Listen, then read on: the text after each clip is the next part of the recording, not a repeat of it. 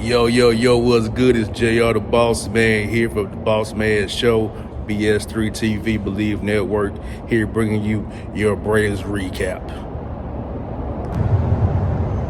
We're here with your Braves recap here for August 24th. The Braves pull out a 4-3 win over the Mets to end the season series with the Mets here.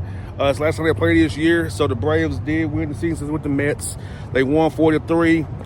Bryce, who's been struggling, had a decent start today. Only gave up a 2-run homer.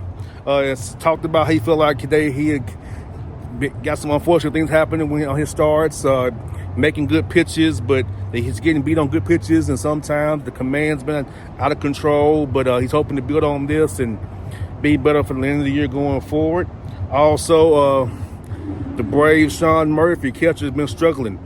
0 for 24 recently, just been struggling, but he got two hits today, drove in 2 runs, tied the game at 2. Then eighth inning, Jerkson Profar got a 2-run single in the 8th inning, made it 4-2. Also, Iglesias came in, gave up a run, but got to save him 2020 for him. So the Braves now 59-71 on the season. Game 130, 32 games to go. So we'll see what happens with the Braves the rest of the way. But the Braves hit the road and will not be back home until September the 5th against the Seattle Mariners. So a lot of things going on with your Braves, and we will see what's going on here. But today, the bullpen held it down to fort. Kinley got in, gets the win today. Lily came in and got an out. Pierce Johnson threw too many curveballs and got the people on base and had to be replaced by Dylan Lee, who got 1 out. Kinley came in the 8th, Iglesias in the 9th.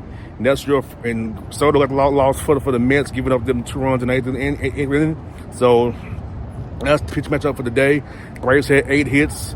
Mets had 6 hits. So yeah, keep on plugging away. This is the Braves recap. We'll see you after Labor Day in September. Hold it down. JR, we out. Check out some clips. Today's post-game pressers. How do you feel out there? But pretty good. Kind of got in the groove early. I think, I've been throwing the ball right, even though some of the results hadn't been that good. So I think I made some good pitches today, and just kind of kept rolling with it.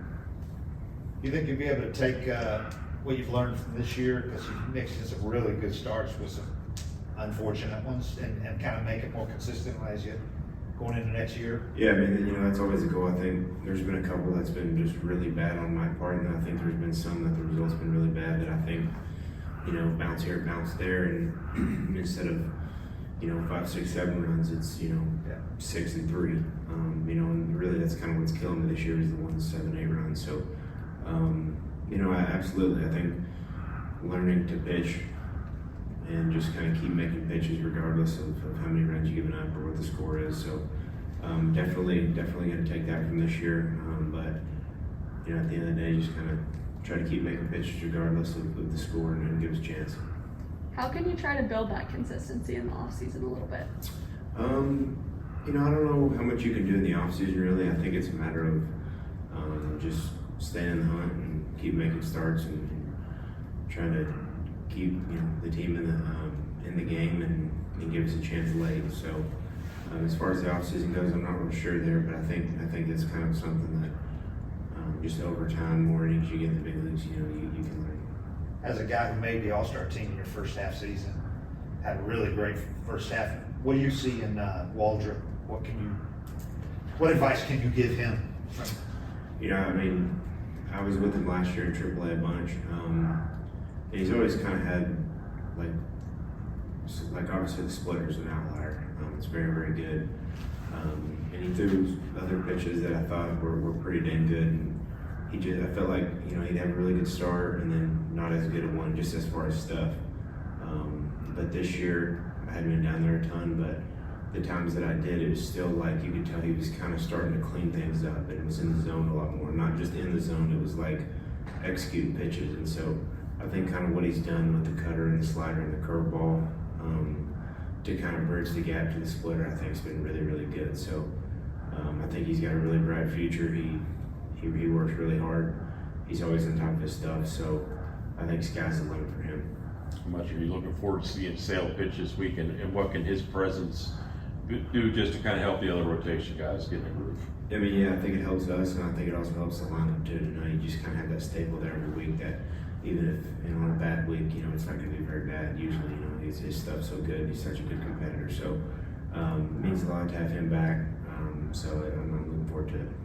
When you look at your starts and say the results don't reflect how well I pitched, is that something you pick up during the start as it's unfolding, or is that something you go back and review and say, oh, that pitch was there, or look at numbers like that? Kind of both. I mean, obviously there's going to be times you execute pitches and still get beat. But I think the ones that suffer, the ones that you get beat, but it's a chopper through the 6 hole, or ball that ends up falling, just kind of right between the outfielders, or hits the foul line, or stuff like that. It's kind of frustrating. But I mean, you can kind of tell throughout the start. But I think there's been times where I've made some good pitches this year, just straight up got beat on them, and it's part of it. And then there's times where kind of had some unfortunate luck. So at the end of the day, I just got to try to keep making them, and whatever happens, happens. Hurston's talked about his growth and confidence from last year to this year as someone that was with him last season. When's the moment that you noticed that switch in him? I think that he got very consistent with focusing on what he could control last year. I mean, I think at times he had some rough ones last year, and everybody's trying to tell him do this and do that and do this. And I think he kind of finally just said, I know who I want to be as a pitcher, and I know who I am, and just kind of live with the results, whether they were good or bad, and kept moving forward and progressing how he wanted to. And this year we're seeing that. Right. Thanks, Bryce. Satisfying is it to wrap up the weekend in that manner? Yeah, it was great. That was just a big win, obviously, after the last 2 days, and the big hits, and got another really good outing against the Mets by Bryce.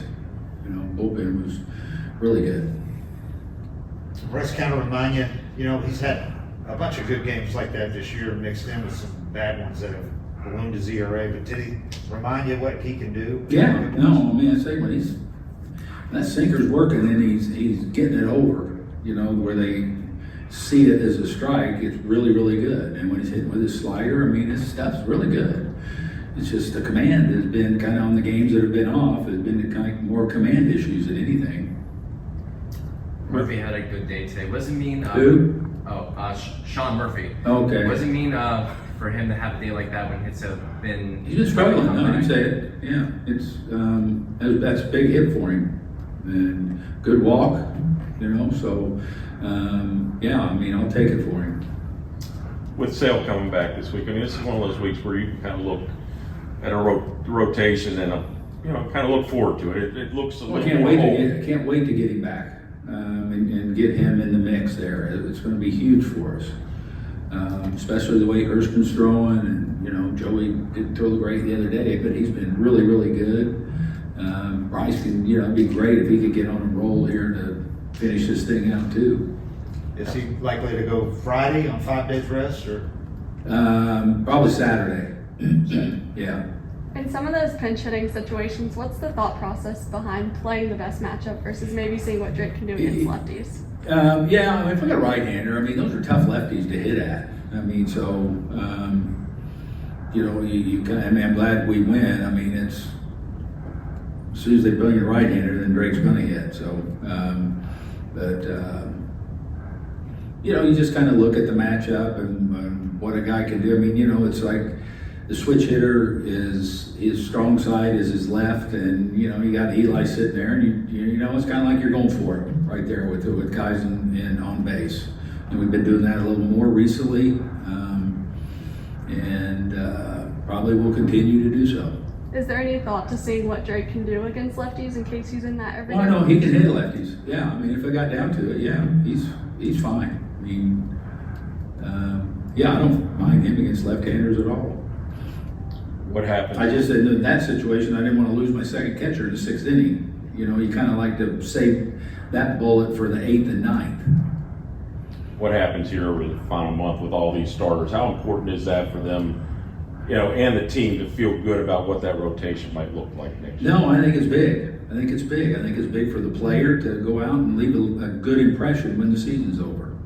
And, going into spring training. I think it's very important for anybody. For players that get opportunities, they need to do good, so you feel good about them when the season ends, and you're thinking about them for the future.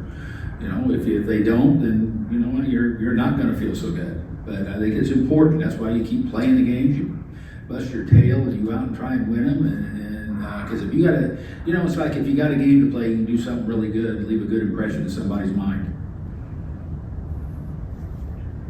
Anything else? All right. Thank you. That was your Braves recap. Hope you enjoy. See you guys down the road. Remember, always catch the recaps, Boss Man Show, BS3TVLive.com, BS3 Network, and the Believe Network. See you.